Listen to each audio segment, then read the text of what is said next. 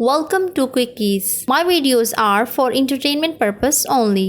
Hello viewers, आज जो मैं मूवी आपके लिए लेकर आई हूँ उसका नाम है Nobody Sleeps in the Woods Tonight। ये 2020 में रिलीज़ हुई एक हॉरर फिल्म है। तो चलें बिना किसी देरी के फिल्म स्टार्ट करते हैं। फिल्म शुरू होती है और हमें एक पोस्टमैन दिखाया जाता है।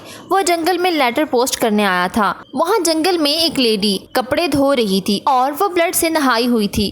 अब हमें एक पिक्चर दीवार पर दिखाई जाती है जो उसके ट्विंस बच्चों की थी।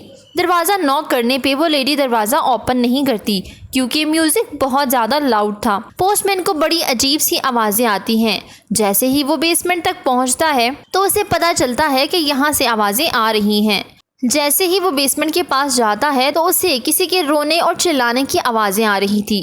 पोस्टमैन बड़ी ही मुश्किल से बेसमेंट का दरवाज़ा खोलता है। अंदर उसे बड़ी ही अजीब चीज़ नज़र आती है और वो चीज़ पोस्टमैन को अंदर ले जाती है। अब सीन शिफ्ट होते हैं और हमें 30 साल बाद का सीन दिखाया जाता है जहां इस फॉरेस्ट एरिया को कैंप के तौर पर इस्तेमाल किया जाता था और बच्चों को फ़ोन और इंटरनेट की आदत छुड़वाने के लिए यहाँ लाया जाता था। यहाँ टोटल 50 बच्चे आए हुए थे और उन्हें ग्रुप्स में डिवाइड किया जाता है।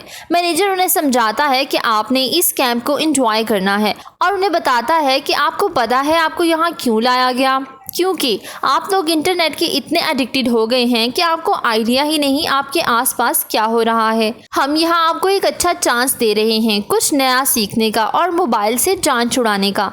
अब दिखाया जाता है कि सब बच्चे अपने मोबाइल जमा करवा देते हैं। उस कैंप में उनका वार्म वेलकम होता है। रात को वही घर दिखाया जाता है। अब वो लेडी बूढ़ी हो चुकी थी और उस क्रिएचर के लिए जंगल से एक हिरन लेकर आई थी। जब वो उस हिरन को बेसमेंट में फेंकने लगती है तो पाँव स्लिप होने की वजह से वो खुद भी वहां गिर जाती है, मगर वो क्रिएचर उसका बिल्कुल लिहाज नहीं करती और उसे मार डालती है। अब हमें उस क्रिएचर को दिखाया जाता है जो काफ़ी क्रीपी था। सुबह का सीन आता है जहां बच्चे तैयार हो रहे थे। हमें एक लड़की जोसिया दिखाई जाती है जो अपनी चोट को बांध रही थी। वो हर टाइम सैड रहती थी। कुछ देर बाद वहां एक प्रीस्ट आता है। वो बच्चों को मॉडर्न टेक्नोलॉजी से दूर रहने को कहता है। जोसिया अपने ग्रुप को लीड कर रही थी। वो लोग एक टीम लीडर के अंडर 3 दिन की ट्रैकिंग के लिए चले जाते हैं। रास्ते में ग्रुप के 2 लड़कों में लड़ाई हो जाती है। जोसिया का फ्रेंड जब वॉशरूम करने लगता है तो उसकी नज़र एक मरे हुए डियर पर जाती है जिसे देखकर वो शोर मचाता है। बाकी सब भी वहां आ जाते हैं। इसे देखकर वो टीम लीडर कहती है, मुझे नहीं लगता इस हिरन को किसी हंटर ने मारा है बल्कि ये किसी क्रिएचर का काम है। जोसिया को अचानक से मजीद आवाज़ें आती हैं। जब वो दूसरी तरफ देखती है तो उसे एक हाथ दिखाई देता है। रात के टाइम ग्रुप की लीडर उनसे पूछती है कि आखिर आप लोग यहाँ क्यों आए हैं। अब उनमें से एक मोटा लड़का बताता है कि मैं एक यूट्यूबर था और अपने चैनल की प्रमोशन में हर वक्त लगा रहता था, जिसके लिए मैंने बहुत सारी क्लासेस मिस की और मेरे पेरेंट्स ने मेरी इस आदत से तंग आके मुझे इस कैंप में भेजा ताकि मैं गेमिंग से दूर रह सकूं। मेरी विश थी कि मैं गेमिंग चैंपियनशिप जीतूं, लेकिन अफसोस अब मैं यहाँ फंस चुका हूँ। तभी उनके पास से कोई चीज़ गुजरती है। जब वो जाकर उसे देखते हैं तो वो एक वाइल्ड फॉक्स का बच्चा था। ये लोग उसे भगा देते हैं। अब ये लोग एक जगह देखकर वहाँ कैंपिंग करते हैं। रात का सीन दिखाया जाता है जहां जोसिया की टीम का एक मेंबर लेक के पास बैठकर स्मोकिंग कर रहा था। वहां एक लड़की भी आ जाती है और ये दोनों बातें करने लगते हैं और साथ ही काफ़ी स्मोक करते हैं। जंगल में एक्टिविटीज़ ना होने की वजह से ये दोनों एक साथ काफ़ी अच्छा टाइम स्पेंड करते हैं। रात ज़्यादा होने की वजह से जोसिया की फ्रेंड सोने चली जाती है, मगर वो लड़का वहीं फ़ोन निकाल लेता है, यानी उसने एक फ़ोन छुपा के भी रखा हुआ था। अचानक वही क्रिएचर आ जाती है और उसे उठा के अपने साथ ले जाने लगती है। जब वो रेजिस्ट करता है तो वो क्रिएचर ज़ोर से उसे दरख्त के साथ मारती है जिसकी वजह से वो मर जाता है। नेक्स्ट डे हम देखते हैं कि जोसिया एक ख्वाब देख रही है जिसमें वो अपनी फैमिली के साथ जा रही थी और इसके फादर की अटेंशन डाइवर्ट होने की वजह से उनकी कार का एक्सीडेंट हो जाता है और ये देखकर उसकी आंख खुल जाती है। अब दिखाया जाता है कि सब लोग दोबारा ट्रैकिंग के लिए रेडी होते हैं, लेकिन एक टीम मेंबर मिसिंग था। अब वो टीम लीडर सबसे पूछती है कि लास्ट टाइम किसने उसे देखा था। तो वही लड़की बताती है कि रात को हम लोग उस लेक के पास बैठे थे। फिर सब लोग उसे ढूंढने लग जाते हैं, मगर वो लेक के पास नहीं था। वहाँ उस टीम लीडर को सिगरेट्स मिलते हैं तो उसे पता चल जाता है कि ये लोग यहाँ स्मोकिंग कर रहे थे। मगर वहाँ कोई भी फुटप्रिंट्स नहीं थे। अचानक जोसिया की नज़र ट्री ट्रंक पर पड़ती है तो उसे पता चलता है कि यहाँ पे तो ब्लड लगा हुआ है। वो सबको बताती है और ये लोग परेशान हो जाते हैं। अब वो सब मिलकर उसे ढूंढने लगते हैं।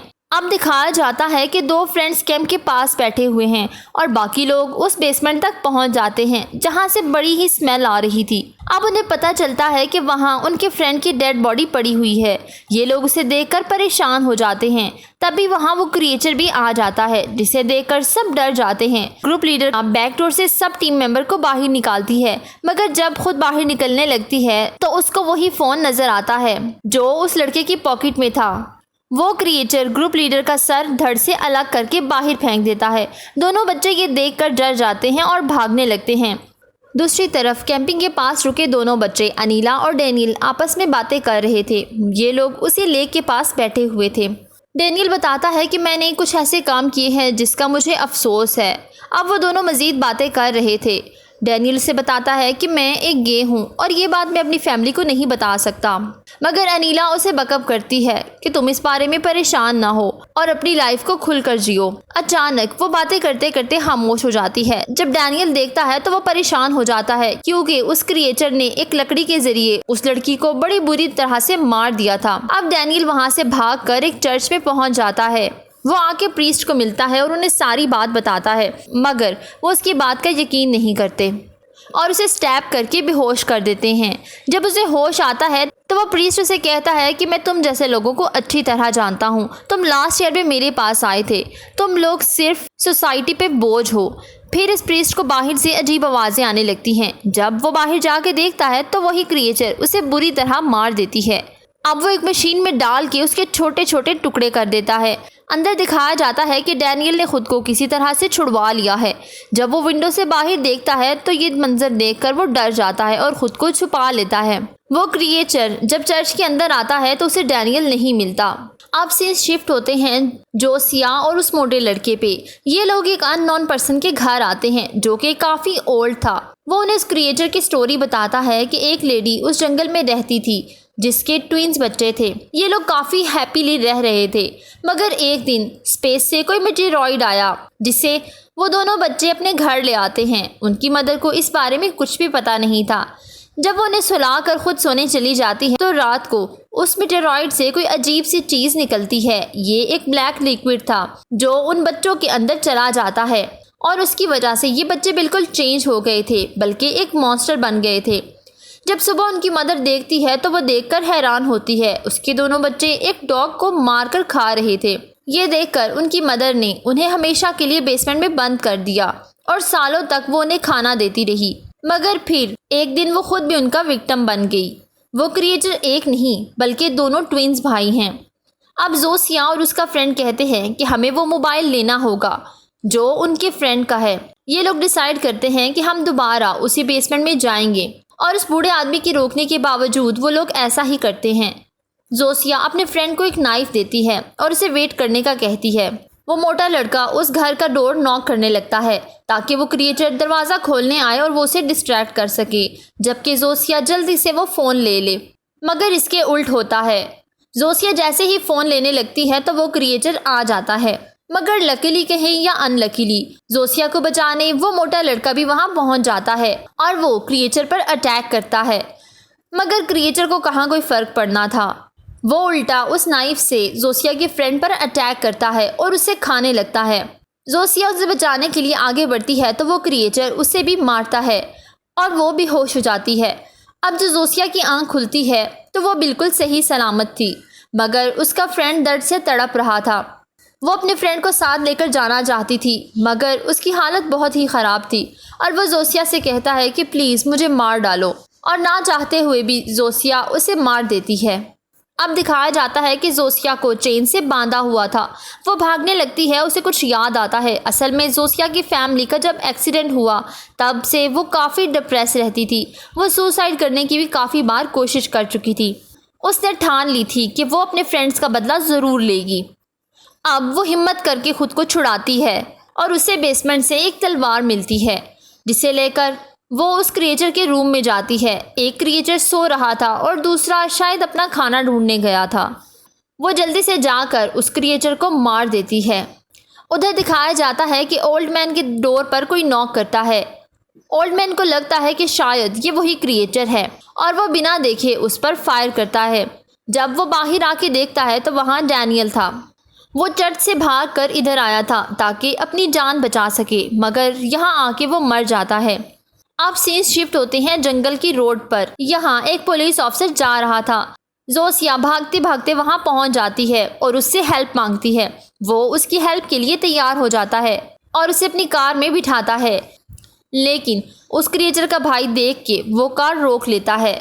जोसिया उसे बताने की कोशिश करती है कि ये एक किलर है, मगर उसे कोई आवाज़ नहीं आती और वो पुलिसमैन वहाँ चला जाता है। वो क्रिएचर पुलिसमैन को 2 टुकड़ों में काट देता है।